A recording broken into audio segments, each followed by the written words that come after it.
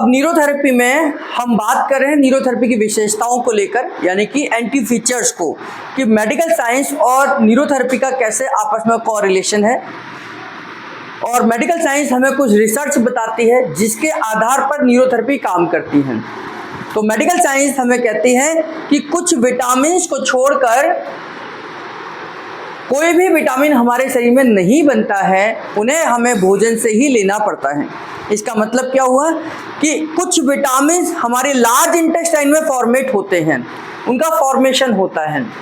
Large intestine में कहाँ होगा? हमारे असेंडिंग कॉलोन में होगा, है ना। आप लोग डाइजेस्टिव सिस्टम पढ़ चुके हैं, तो असेंडिंग कॉलोन में होगा और वहाँ पर कुछ अच्छे बैक्टीरिया उन विटामिन्स को फॉर्मेट करते हैं, जिसमें फॉलिक एसिड है, विटामिन के है जो मुख्य रूप से है, और कुछ मात्रा में विटामिन B12 भी है ना।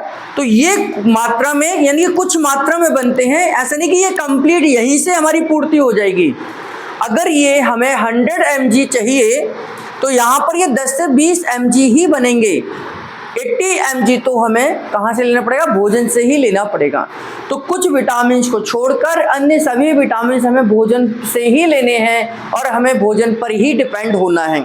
हमारे शरीर के लिए बहुत सारे विटामिन्स की आवश्यकता है। Vitamin B12, vitamin B1, vitamin B6, है ना। हमारा फॉलिक एसिड है, थायमीन है, नाइसिन है, या बहुत सारे अन्य विटामिन, विटामिन C है, विटामिन D है, बहुत सारे विटामिन हमारे को चाहिए। लेकिन ये सभी हमें भोजन से ही प्राप्त होंगे, और भोजन में भी हर भोजन में अलग अलग प्रकार का विटामिन होता है। तो हमें डिफरेंट टाइप के भोजन का सेवन करना होगा, और भोजन करने के साथ साथ हमारे डाइजेस्टिव सिस्टम की जिम्मेदारी है कि हम उन विटामिन्स को एब्जॉर्ब भी करें। अगर हम खा रहे हैं लेकिन बॉडी एब्जॉर्ब नहीं कर रही है तो उसका कोई फायदा नहीं है। तो यहाँ पर हमारी दो चीजें हैं कि अगर विटामिन्स की डेफिशिएंसी से पीड़ित कोई पेशेंट हमारे पास आता है, किसी बीमारी को लेकर आता है, और हमें ये पता है कि पर्नीशियस एनीमिया में विटामिन B12 की डेफिशिएंसी हो जाती है, तो हम अगर पर्नीशियस एनीमिया को ठीक करना चाहते हैं तो उस समय पर हम उस पेशेंट की डाइट को बदलाव करेंगे और उसकी डाइट में विटामिन B12 वाली चीज़ों को ऐड करेंगे।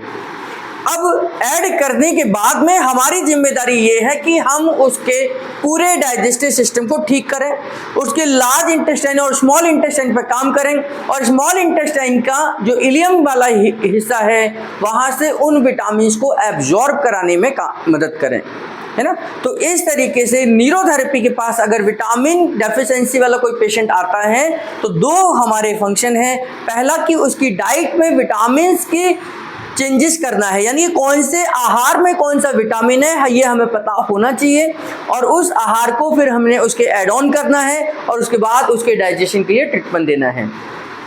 तो विटामिन की डेफिशिएंसी से आने वाली बीमारियों का उपचार एक न्यूरोथेरेपिस्ट कर सकता है, आहार में बदलाव करके, डाइट में चेंजेस करके, और दूसरा हमारे डाइजेस्टिव सिस्टम को स्टिमुलेट कर हमारे डाइजेशन सिस्टम को, एब्जॉर्प्शन के सिस्टम को स्टिमुलेट कर। तो हमारे पास लार्ज इंटेस्टाइन के लिए बहुत सारे पॉइंट है।